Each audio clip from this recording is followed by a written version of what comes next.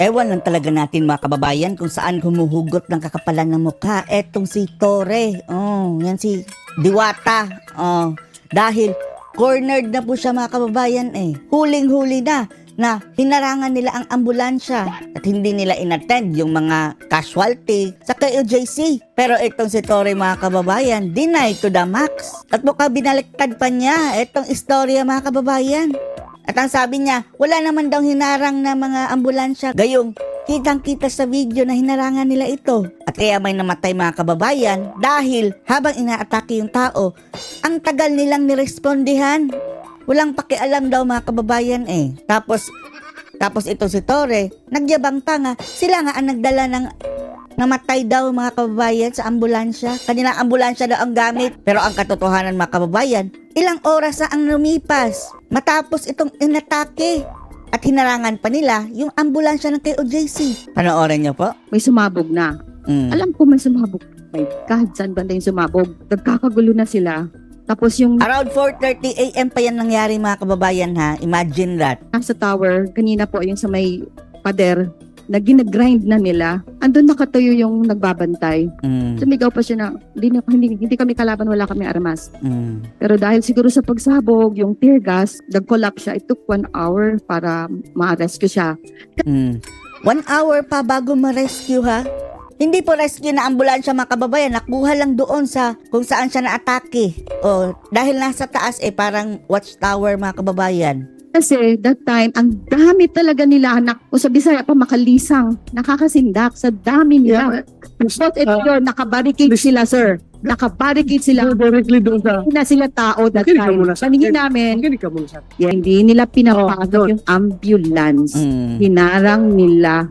Kahit may inatake na, ang dami na, sir. Hindi lang isa ang inatake ha, marami. Sir, binablock nila, yung lahat ng pulis, naka-shield talaga. Kaya ang So sino sabi ko, kumuha nung yung biktima na namatay later on? nagpatulong na kami sa mga workers, sir, kasi ibaba na namin siya. At Galing sa tower. 1 hour after, Hindi ma-rescue mga kababayan dahil hinarangan ng mga pulis. Bawal pumasok dyan. Andun sa tower ang na-atake. sir, nagkakagulo saan kami pumupunta kasi lahat ng pulis paikot-ikot na sa compound. Someone was dying. You were Eto, dinidinay pa mga kababayan na hindi daw hinaharangan ang mga ambulansya. asking for help para Oh. pasukin doon para kunin yung biktima.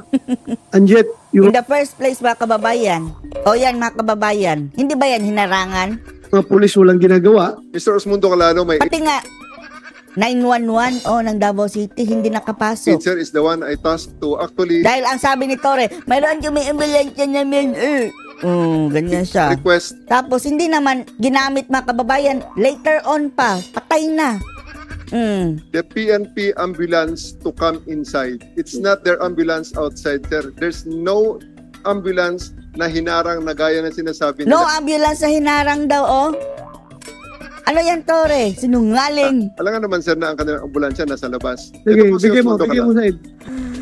Bato, ano ka ba, Bato?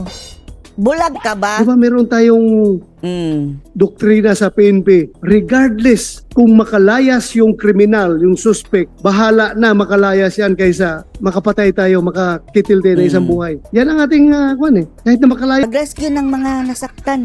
Mamamatay. Namatay na nga. makapatay ng Ayaw papasukin. makakitil ng isang buhay. Please respond. Your Honor, I just would like to clarify. The first allegation is that the ambulance pinigil naming pumasok. Ngayon Bakit hindi pala? naman, sir, Attorney Torion is saying that ang ambulansya nila pinipigilan naming lumabas. Gumagawa-gawa ng Ano ba talaga, istorya sir, mga ang kanilang kababayan. knowledge? Because the real situation there, sir, is that just like Attorney Torion has presented so far, we planned for this operation thoroughly, sir, Planado. including casualty mitigation. Expected niya may casualty mga kababayan dahil dadaanin sa dahas. And because of that, nandun, sir, ang ating mga So if you ambulansya. have planned it thoroughly, including casualty mitigation, Bakit may namatay? Sir, ito sir ang situation. Sige. Ang sabi nga ng ng Ali dati mga kababayan, 1 hour pa bago na ibaba galing sa tower dahil hindi pinapasok ng mga pulis yung mga taga KOJC na kunin yung naatake sa taas. Oh. Available na ambulansya nung sinisigaw nila na may casualties doon sa tower, sir, ay ang aming PNP ambulance. Bakit may namatay? Ano nangyari yun? Pinapapasok namin ang aming ambulansya, sir. These people, as my aide had stated a while ago, prevented that ambulance at napakatagal bago papasukin, sir. Baliktad na mga kababayan ang sinasabi ni Torre. Hinaharangan daw na these people, yung taga KOJC ang ambulansya ng gobyerno. Grabe, no? Sinong hindi Liar. nagpapasok? Your Honor, excuse me, Your Honor. Sir, Oh. The video po will not lie. See? The video will not lie. Hindi ba yan hinarang? Hinarang po nila, Your Honor, yung ambulansya namin. Hinarang po Please. nila. Napakarami ng panahon na iba-ibang mga ambulansya na ang gumalaw. At ang bottom line dyan, sir, ang nagdala niyan at nagbigay ng first aid pa niyan, sir, ay pulis natin.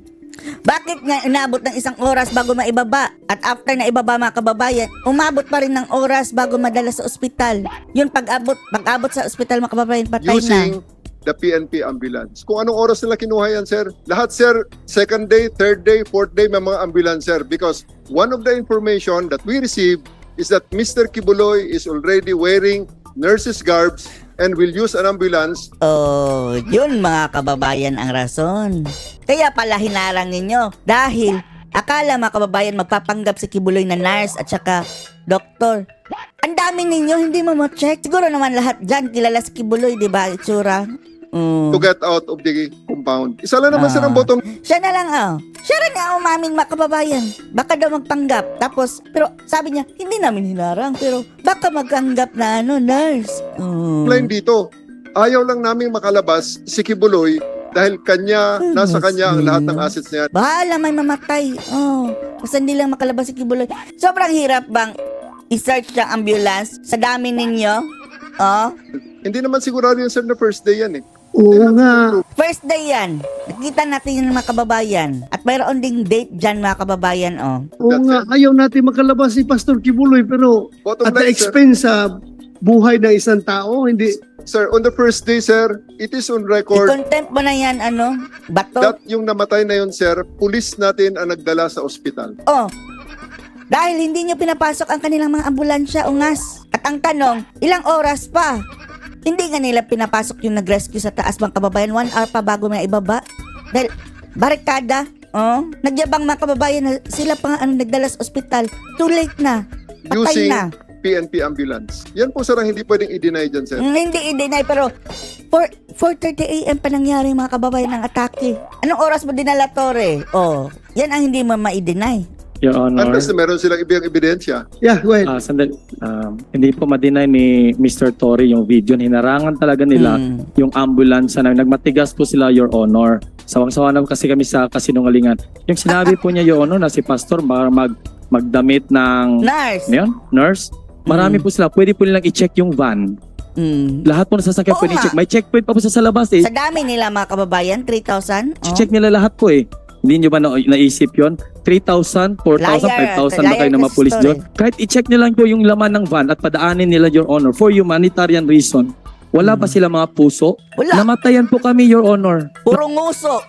Walang puso, puro nguso ni Torre. Namatayan po kami. Tapos, ang galing-galing po magpalusot po ng ating magiting na general. Magiting ba yan? Ayan po, hindi po maglayang video. Hinarangan nyo po ng CDM personnel nyo. Grabe po, halos sagasaan na lang yung mga personnel po ninyo, Torre. Sana Sandali, nga si Torre. Ano masasabi niyo dito mga kababayan sa kasinungalingan nitong si Torre na parang siya pa ang nabiktima at binaliktad ang istorya? Post your comments below.